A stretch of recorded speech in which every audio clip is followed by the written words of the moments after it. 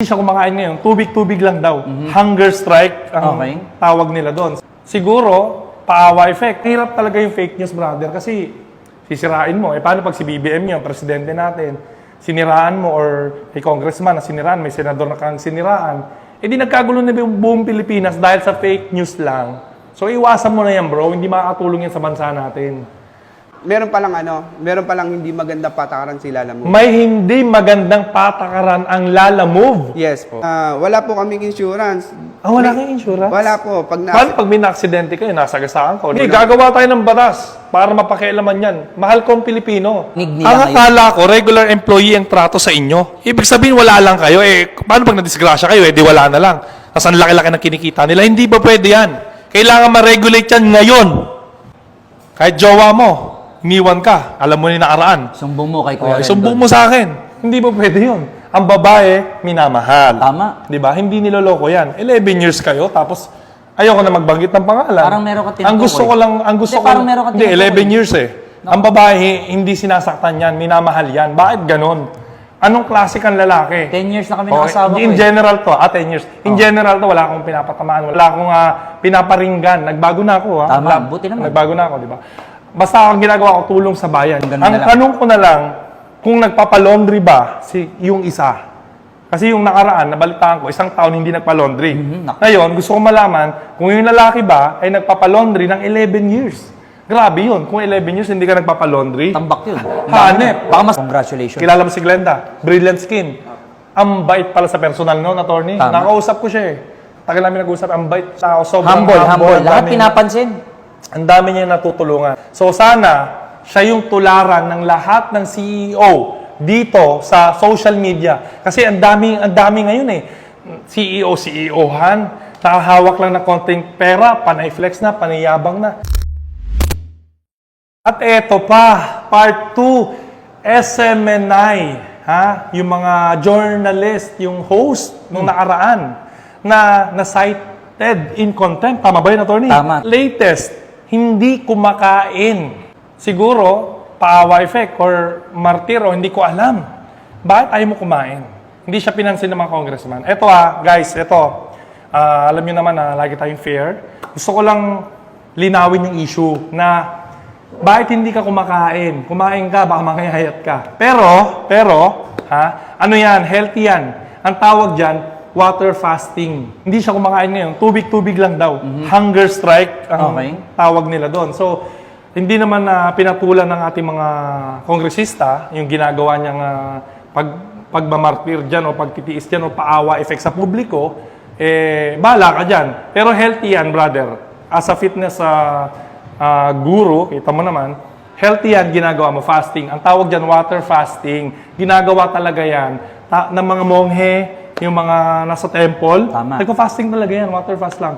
Tapos, the more na tumatagal yung fasting nila, the more na yung spiritual level nila lumalalim. Oo. So, baka mamaya, kaka-fasting mo, baka magbago yung isip niya, baka bumuti siyang tao. Kasi, eto na masakit kasi, brother, yung ginawa mo, SMNI.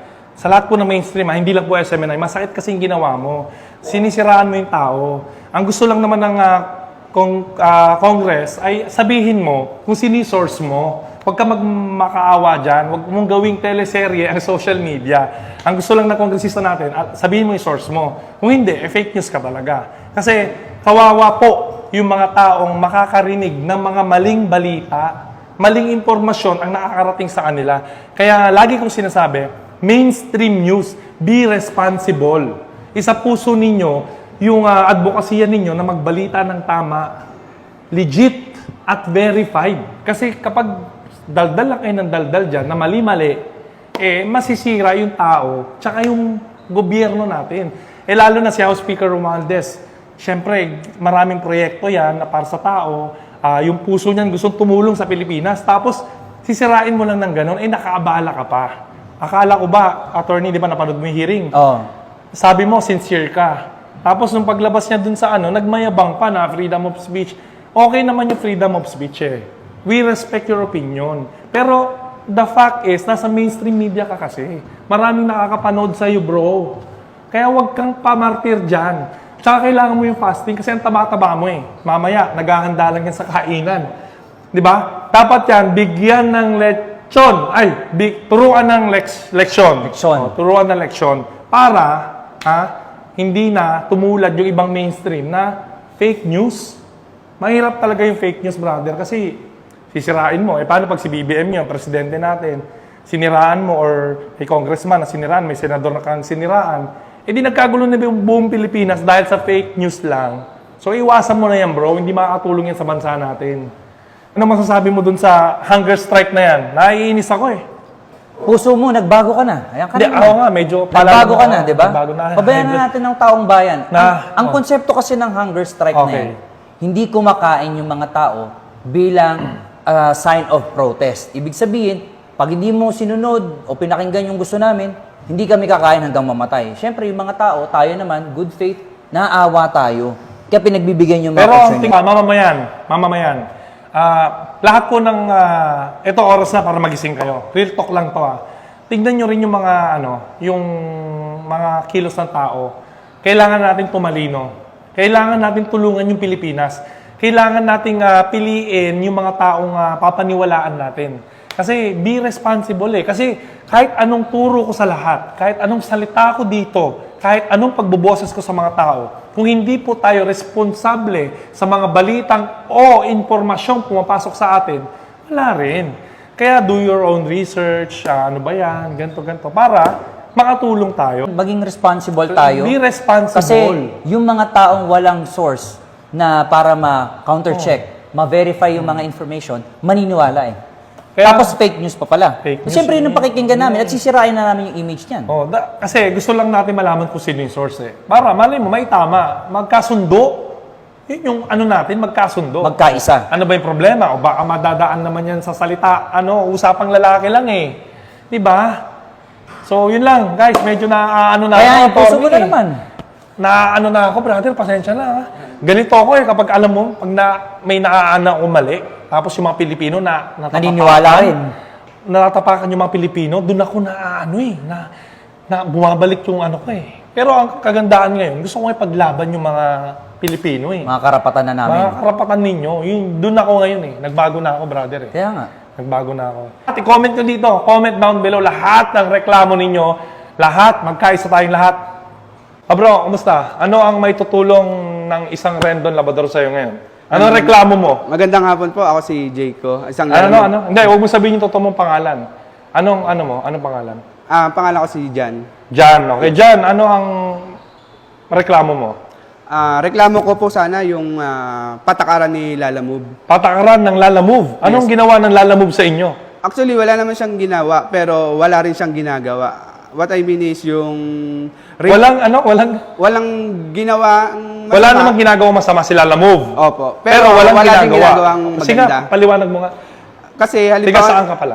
Nabotas po. Navotas. Nabotas. Isa kang Lala Move driver. Yes Ilang po. taon ka na? Rider po. Actually, mga nasa 6 months na po. 6 months na. Pero dati na akong Lala Move rider. Okay, ilan ang anak? Asawa? Isa po ang... Ilan ang anak pala? Isa Isa po lang asawa? Ilan ang anak? Dalawang Dalawang anak. Okay. Maayos naman ang pamumuhay. Yes po. Okay. Sakto Magpapasko pa naman. Okay naman. Oo nga po eh. Bali, nawalan ako ng work sa opisina, kaya nagbalik Lalamove po ako. Okay. Anong dating trabaho? Nag-opisina po. Nag-opisina? Yes po. Okay. Then, nawalan ako ng trabaho, nagbalik Lalamove po ako. Okay. Almost 3 months po akong full-time. Everyday po, walang mintes. May mintes Okay. man mga ilang araw. Okay. Then, na-realize ko na meron palang hindi maganda patakaran si Lalamove. May hindi magandang patakaran ang Lala Move. Yes po. Ano yon? Halimbawa na lang dito sa pababa yung pair metrics namin. Pababa yung fair matrix ninyo. Oh. Yes po. Hindi na po kasi ganong kalakas, kaganda. Lalo na yung mga malayuan biyahe. Okay. Kung dati... Dati magkano kinikita ninyo? Dati kikita ka ng mga 2,000. Dati 2,000 per day. Yes po. Ngayon, Siguro kung maghapon, magdamag, kikita ka pa rin naman. Kaso yung sulit ng pagod mo, hindi na akma dun sa kikitain mo. Kung gusto mong habulin yung ganong kita... dati 2,000 per day. Ngayon, magkano? Average? Siguro mga average, 1,500. Ibig sabihin, 1,000. dati 2,000 ang kinikita mo. Ngayon, 1,500 na lang. Okay. Biglang bumaba. Mas mababa pa doon. Kung gusto mong habulin yung dati mong kinikita, magtatrabaho Hindi, ka. dodoob ka, kayod ka talaga. Dodoblehin Di ba? kayod mo, Pasensya na, brother, medyo paus ako Paus ang boses ng bayan. Pero alam mo naman, Opo. pag may humihingi ng tulong, kahit may sakit ang inyong Rendon Labrador, ibuboses ko pa rin kayo. Maraming salamat. Okay. Anong sabi ng Lala Move? Actually, hindi naman namin ma-i-erase sa kanila eh. Sasabihin na, kahit mag-post kami, magsabi kami, hindi rin naman nila Wala kayong magagawa, pakinggan. Opo, dahil patakaran nila yung kumpanya Ilan nila yun. ilan ba ang Lala Move drivers ngayon? Hindi ko mabilang. Ang Siguro dami, nasa, Ba't nasa- ikaw lang ang nagrereklamo? Marami hong nagre-reklamo dyan. Ilan-ilan, nagpo-post, yung mga kapwa rider. Yung mga groups. Pag nagkikita kami, ganito sila mo, ganyan. Ba't hindi kayo nagrereklamo sa opisina nila? O sa, Number one po dyan, wala po kaming grupo o union. Yung legit na union namin na makakapag-raise kung sakali may gusto kaming ilapit sa Lalamove. Oo. Parang kanya-kanya lang eh. Walang legit na grupo na magtataguyod ng mga concerns namin. Okay, ano pa ang problema ninyo sa Lala Move? Kung sakaling nanonood ang Lala Move ngayon, kawawa naman yung mga riders natin na nagtatrabaho lang, na nagsusurvive lang, lalo na Pasko po ngayon. Baka meron naman tayong magagawa para sa kanila. Ano pa ang reklamo mo? Ang number one concern po is yung permetrics, base fare po na tinanggal po sa ilang karamihan ng drop off at saka pick up location. Wala ng base fare. Yes Kasi po. yung base fare, ang pagkakaintindi ko, yan yung pag may nakuha kay kliyente, meron na agad Standard. Nawala yun. Opo. Tapos Nawala po. piling-piling lugar na lang ang meron. Yes po. Bakit?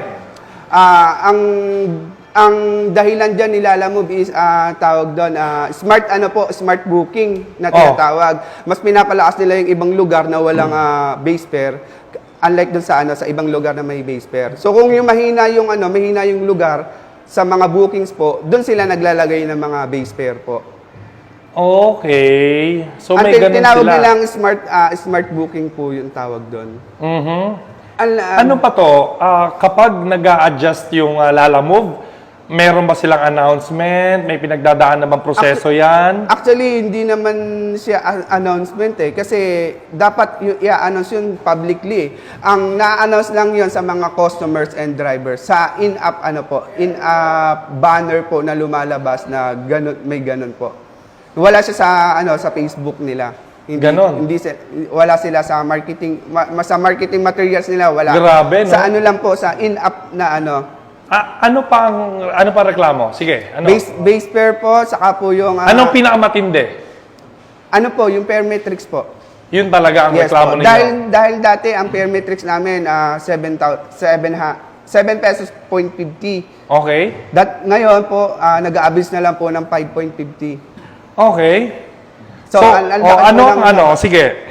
Bilang ikaw ang nagre-representa ng lahat ng mga Lala Move drivers na hindi maisabi ang kanilang mga hinanaing, ano ang pakiusap mo ngayon sa Lala Move? At alam kong nanonood sila. Actually, bro, hindi lang Lala Move ang mayroong problema ng ganyan, Ang daming application, yung nakausap ko dati, Food Panda, etc. Ang dami niyan. Tawagin ang kanilang pansin na dapat may nag-regulate sa kanila Yes Diba? po. Actually, parang wala po yata. Imbis kasi, nagre-regulate dapat sa kasi kanila itong mga apps na to, makatulong Yun ang goal Alam ko naman. Pero, hindi ko alam kung paano nila na-implement yung mga ganyan na, siyempre, apektado kayo. Kayo yung mga riders, kawawa, ang dami nito Base sa pagsasaliksik ko, ang mga katulad naming rider sa mga ganyang kumpanya ay independent contractor ang tawag sa amin. Okay. Which is hindi kami saklaw ng labor code po. Hindi kayo sa cloud ng labor code. Yes, siguro. O ngayon, gagawin ko yung yan. Kaya hindi po nila mapakilaman ang mga patakaran nila. Alam mo Hindi, gagawa tayo ng batas para mapakialaman yan. Mahal kong Pilipino. Hindi naman pwedeng excuse yan na foreign or something na independent. Paano yun? Di aapihin yung mga maliliit na mga empleyado natin, yung mga kababayan natin. Okay lang ba yun? Ito, mananawagan po ako sa mga kongresista, sa mga nakakataas, yung may kapangyarihan. Hindi ba natin pwedeng ma-regulate ito? okay lang na independent eh. Kaso naapektuhan yung mga mamamayan natin eh. Sila yung bumubuhay eh. Alam mo ba, ang laki ng contribution Ang pagdami, ninyo. lalo na ng Di ba? pandemic. Food Panda, lalo nung pandemic. Yes Walang pwedeng mapadeliver ka. Walang may gusto. Kayo yung hero eh. Yes. Dapat kayo yung inaangat. Kayo yung prioritize. O ano ang panawagan mo sa Food Panda ngayon? Sa alala mo po. Alala mo pala, sorry. Okay. Ang Kasi panawagan ko nakaraan, po, ano ang din, panawagan ko po sa alala mo, Okay. mas kampihan niyo po yung mga delivery partners niyo po kasi tawag niyo delivery partners eh. Pero kami yung masyado yung ginigipit, binabarat po. Mas kinakampihan niyo yung mga customers ninyo. Mas binibigyan niyo po ng pansin, ng pabor yung mga customers niyo. Eh paano naman po yung mga delivery riders niyo? Bigyan niyo rin naman po kami ng konsiderasyon, bigyan niyo po kami ng pabor na pabor sa amin. Oo, kasi... Lalo na yung mga lalo na po yung insurance. Wala po kaming insurance. wala kang insurance? Wala po. Paano pag may na-aksidente kayo, nasagasaan ko? Minsan, magbibigay sila 20,000, 50,000. Noong nakaraan lang po, December 5, may Lalamove rider po kami na na-aksidente sa kasamang palad ay nawala yung buhay. Nagbigay naman po sila ng 50,000. Nako. Hindi ko po alam kung tama na yun or akma yun. Pero okay na rin, pasalamat na rin. Pero maraming riders po dyan na na-aksidente, nababalian ng buto, na hindi nakakakuha sa Lalamove. Kaya panawagan ko sa mga delivery riders dyan na may reklamo, lumapit na lang po kayo dito kay Sir Rendon para na sa ganon, mapalakas pa yung boses natin. Mas matulungan tayo ni Sir Rendon. Yun, maraming salamat brother sa katapangan mo na pumunta rito, nag-effort ka pa, tapos ibinoses mo yung makasamahan mo. Guys, kasi eto nananawagan po ako sa lahat ng Pilipino, taong bayan na umpisahan natin magsalita. Huwag kayong matakot kasi kung hindi tayo magsasalita, hindi rin nila alam yung mga hinanaing ninyo natin. Kayo ang buhay nila. Hindi lang naman kliyente. Nakakatulong din yun, napapaboran mo yung client. Pero mas importante yung nagtatrabaho para sa atin. Bilang business owner, ramdam ko sila. Dapat sila yung inuuna, sila yung pinaprioritize. Alam mo, ang daming... Kaya rin maraming takot na magboses dahil din sa kapwa rider namin. Na kesyo, pag nag-post kami, nagreklamo kami, sasabihan ng mga kapwa rider, konting lang, iyakan ng iyak, konting lang, hirap lang, iyakan ng iyak. Eh, paano naman yung hirap na tinitiis ng mga, nahihirapan talaga sa mga, dito sa Lalamove. Nagtitiis lang yan, nagtitiis lang kami dahil no choice eh. Walang Pero hindi sapat yung pagtitiis namin para samantalahin kami ng kumpanya. Dapat meron talagang, may magandang mangyari talaga sa Kasi pag may nagrereklamo kami, umalis ka na lang dyan sa Lalamove. Hindi naman sapat na dahilan yung umalis ka na lang eh. Paano yung iba? Diba? Paano yung ibang nagtitiis? Paano yung walang ibang mapuntahan? Ito lang yung hanap buhay nila. Magpapaalipin na lang ba sila? Yun nga, dapat let's practice na magsalita for our rights. Kasi, ayun ang hirap sa Pilipino di ba? Dapat lahat ng negosyo na nandito sa Pilipinas, maging patas tayo, lalo na yung apps. Kasi parami pa ng paramihan, madadagdagan pa yan. So sana, merong isang tao sa gobyerno na mag-push na ma-regulate yung mga yan. Kasi kawawa yung mga riders, nadisgrasya ka.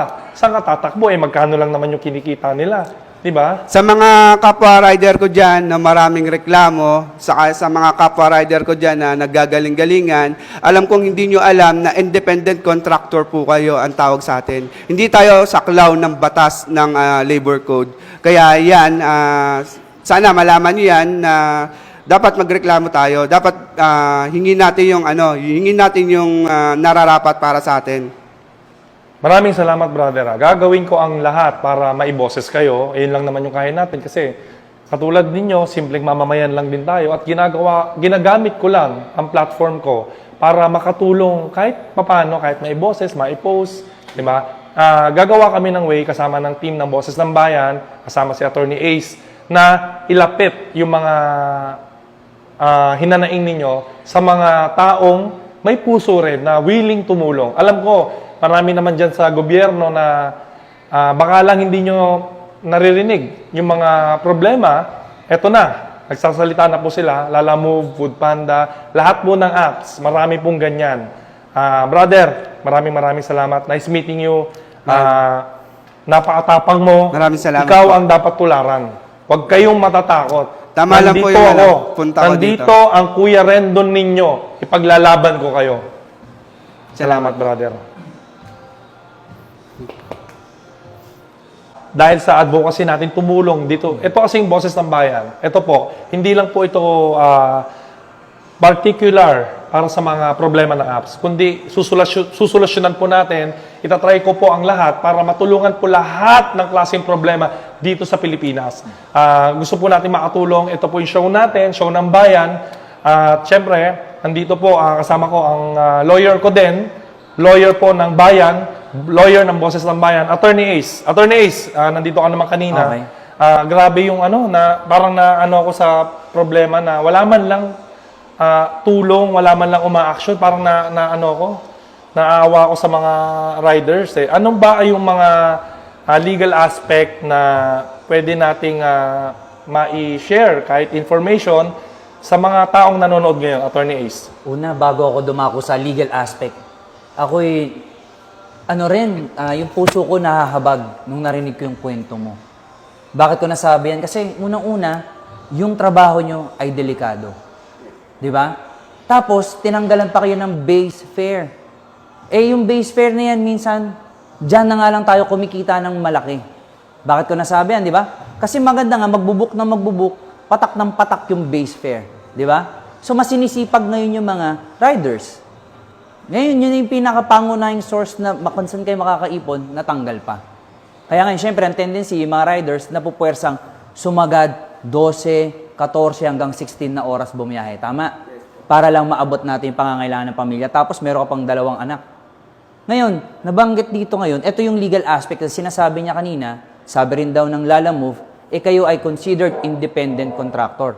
Totoo yung sinasabi mo. Bakit ko sinasabi? Hindi siya sakop ng labor code kasi hindi kayo may tuturing na empleyado. Yun ang konsepto nun ng independent contractor. Hindi ka empleyado. Pero, hindi nangangahulugan na wala nang pwedeng mag-regulate.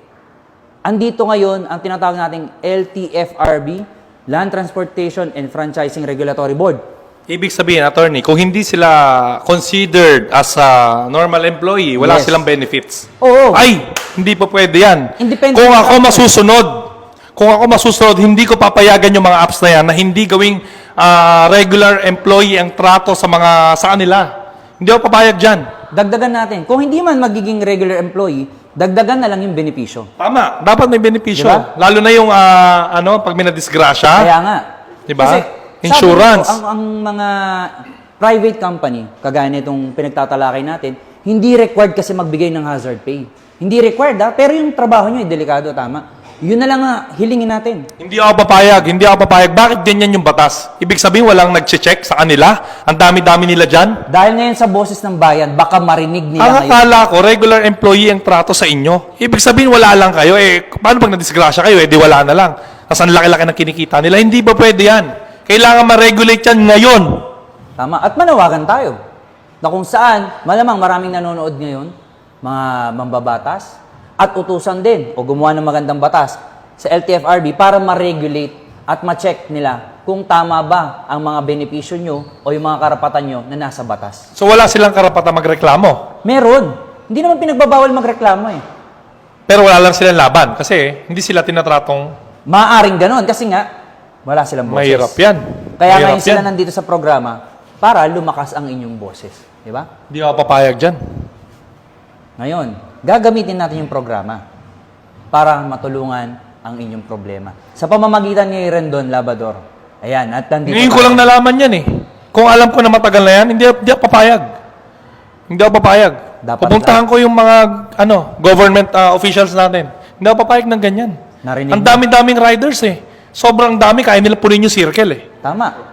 Daang libo. Pumunta kaya tayo, lahat, Food Panda, lahat ng riders, Grab, pati punta kaya tayo doon. Gagawa rin tayo ng transportation strike.